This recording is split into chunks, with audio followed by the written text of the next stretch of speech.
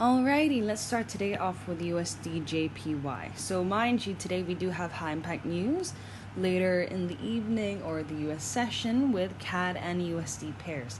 CAD is just orange, meaning it's a medium impact, while the USD is a high impact news. Okay, so since USD JPY is a crossing of the USD pair, just be careful, okay, because when the news comes, later at night, the price can shoot up or drop down significantly.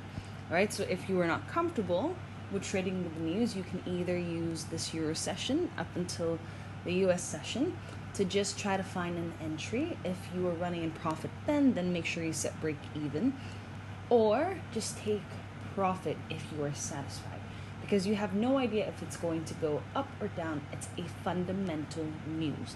Okay, so what we can do is only just do our technical analysis and see where the pit stops are. So currently USD JPY closest to the current price on H4 is too far, but what we have that created this movement and this movement up is our sell zone over here, which is an engulfing sell. Then we have our buy zone over here that was created with this doji candle that made an engulfing sell. Now, like I said, doji candles can be, or these indecision candles that just has wicks, little body to no body at all, sometimes you can use, right? It's subjective to the trader. So either you can use it to form zones or completely disregard it. But in this case, since we do have engulfing buy also that stopped here, I decided to use it as my engulfing sell that failed meets an engulfing buy to just complete more of the zone, right? To strengthen the quality of my zones. Okay, so now I have this and my engulfing sell over here. I have my key levels already. So on the H4 perspective, we have this. But if we look at the daily perspective, you can see that if I scroll back, the current price is also still in this engulfing sell. So the daily time frame or the daily candle also has to respect this engulfing sell over here, right? And we have our buy and sell zone, which is also in our engulfing sell on the daily time frame. Okay, so this is H4, our buy and sell in the daily time frame. If the daily candle wants to respect our sell and decide to drop, then it will drop from our H4, either that or create a new H4 for a sell, then potentially has to break our buy zone to drop down even further. Because if it does not break our buy zone in this daily time frame over here, there's a chance it could use, or the price could use this buy to break the daily candle, the daily zone, this H4 also, to push the price even higher. All right, so those are the potentials of what the price could do in the higher time frame. So now what do we do? You know, as retail traders, we already marked our zones in the higher time frame. We know where it could go and what potentially could happen. Either it respects and we catch a drop, or if it decides to break this sell, there's a chance that the daily candle could break the daily zone also and push the price even higher, right? But if it respects, it also has to break this to drop down even lower, because if it still respects this, then there's a chance it could use this to push up even higher too. So on the H4, now that we have the price is in our key level, what do we do, right? What do? We go into M15 for higher risk appetite traders. You can switch that into M15 and you can enter while the H4 is running. But if you are conservative and you are a low risk trader, wait for the H4 to close first, so you have that decision from the H4 time frame. Okay, if you miss the sniper entry, don't worry about it, because you can always find continuation setups as it just kind of drops or continues on. But you can always use the key levels. All right, use the key levels. If the H4 closes within, great, then you can catch an entry from here. But if it not and it leaves a wick, you didn't get the sniper entry from the key level, it's okay. You can either wait for the price to come back into the key level for an entry, or you just look for continuation setups along the line. All right, so now The current price is over here. I'm in M15 time frame. So what do? Okay, I have to try to find something that's going to happen around or in my key level area. Okay, so on the M15, I don't really see much. So you can see that the price, this candle pushed right up and losing momentum, as you can see from the strength or from the body of the candle.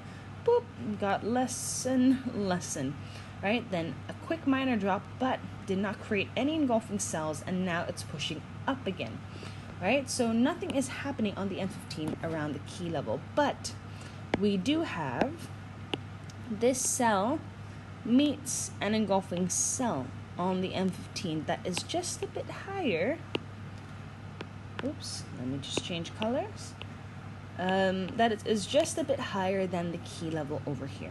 All right, so we have an engulfing cell meets a cell, and you can see that this wick actually came into touch before dropping back into the key level. All right, so we do know we have a reaction over here.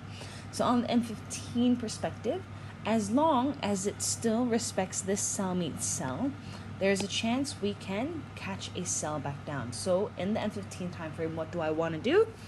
I want, if I'm going to enter on the M15 perspective, I want the price to come in, close with it, and create an engulfing sell. Because although this is higher than this, the key level, there is also a chance for it to close within and drop into the key level while creating an engulfing sell. Either way, you would still be able to catch an entry in and through the key level down, all right, if it truly wants to sell. Now that's on M15. What can we see on M5? All right, on M5, mind you that H4 is a sell. So now that the price is in our area, we have to look for sell opportunities. Okay, so in the key level, we see that in and around the key level, I like to mark things as much as possible in the key level. But if that is not doable, you just have to adjust to the market. Okay, something that just goes through the key level is also fine. So now, on the M5 perspective, I see this engulfing sell, right? This engulfing sell, which the current price is trying to break through. You can see that it's trying to push these two wicks, but still got it dropped back down, and now this M5 is trying to test the higher area. So you can see the wick area over here is trying to test that. If it respects my M5, meaning it has to close within, not above, and create an engulfing cell before I decide to press anything. Okay, before I decide to press anything. But if my M5 decides to break this, then I will wait for my M15 area, right? I will wait for my M15 because on M15, I also have an engulfing cell, meets an engulfing cell, and another engulfing cell on M5 in the M15 zone, right? So there are potentials. We have two potentials that can happen over here. Either catch an entry from here on the M15, or if you want to refine down to the M5, then drag it out, wait for M5 to come in, close, and create an engulfing cell to get an even sharper entry than M15. And when the M15 closes and an engulfing cell to confirm that, you have another chance to layer from the M15, from the M5 to M15. Okay, so you can see that our M5 closed within, and now we just need this to create an engulfing cell before we press anything. Okay, so like I said, monitor, because if it breaks this, we wait for up top here. Okay, we wait up top. Now, if H4, right, we have gone through the potential of our entries. If H4 decides to close within, which will happen probably in an hour and a half-ish, if it still closes within, no matter where the candle is, there is still a chance for you to find a sell entry, right? Because the decision of the H4 is still in our sell zone. But if the H4 decides to close above our zone, then potentially the price wants to, or may want to, test a higher area or a higher key level. So what you can do is look for the next sell, or you wait for the price to retrace back into our key level to look for a buy. This is in the scenario of the H4 breaking. Okay, if you were able to catch the sell down and you see it coming into our buy zone, either you can TP here, or if you want to hold even longer because the news might be coming, then you can monitor in this buy zone, right? Because once the price comes in and let's say H4 respects this, if it does not create any buy setups, then there is a chance that it could use this key level for another push down to go down in a continuation manner, right? So from there, you can set break even, monitor this. If nothing, then you just hold. But if it creates buy setups, then either you can TP.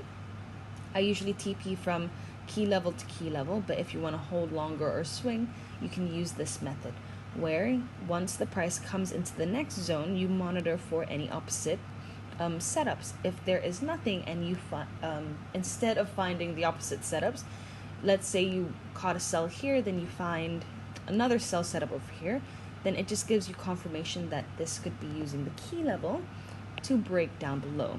Okay, to break down below. Once it does that, there is also a higher chance for H4 to close below the zone, breaking our buy zone. Okay, breaking our buy zone. So again, for the next buy, you look for the next buy, the next opportunity, which should be around here. A sell failed meets a buy, or you wait for the price to retrace back into the key level for a better sell down. Okay, so there are so many potentials that you can use with engulfings and key levels. It does not have to be limited to one.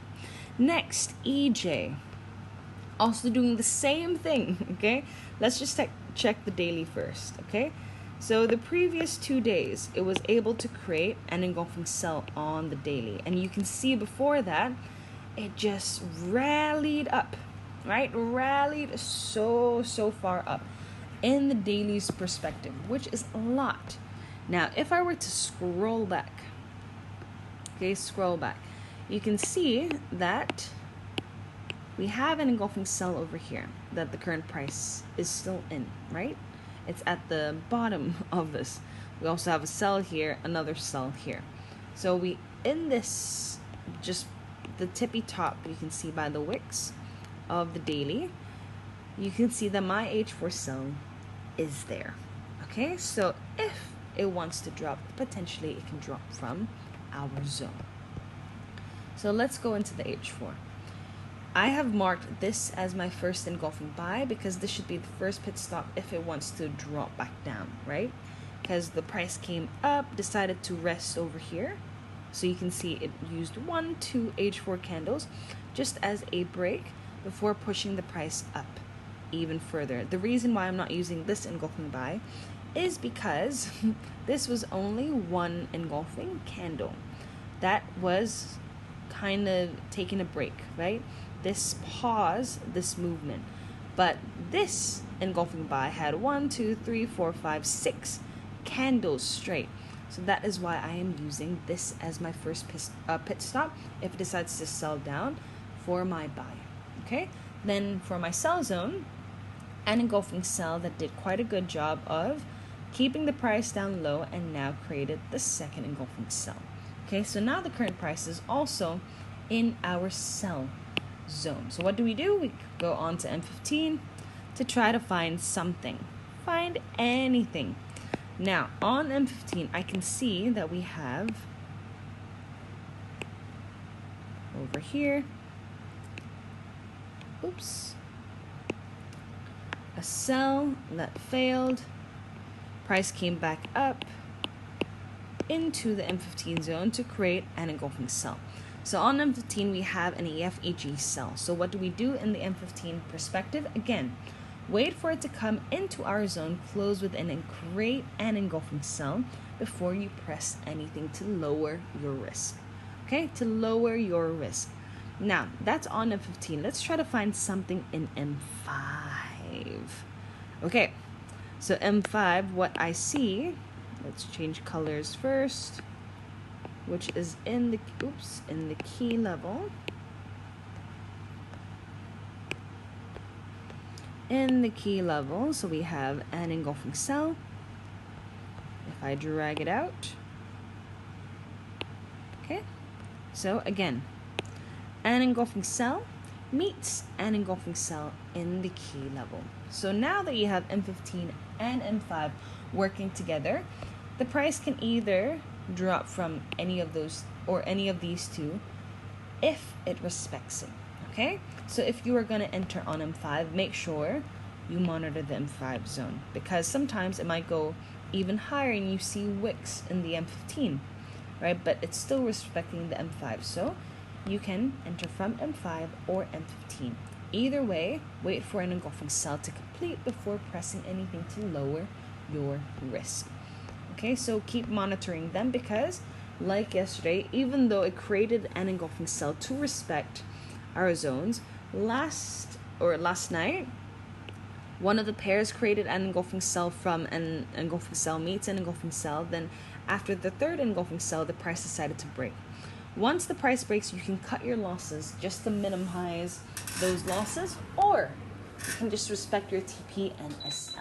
Also, for me, I like to respect my TPs and SL since I don't really have time to monitor, and I just kind of like knowing and seeing how my key levels work and my zones work. Okay, because nothing is 100%, so it's good practice to just let go and let God, as you say. Right, so that's it for the two pairs. I'm going to go ahead and map GJ. I just realized that today we have all JPY pair crossings, but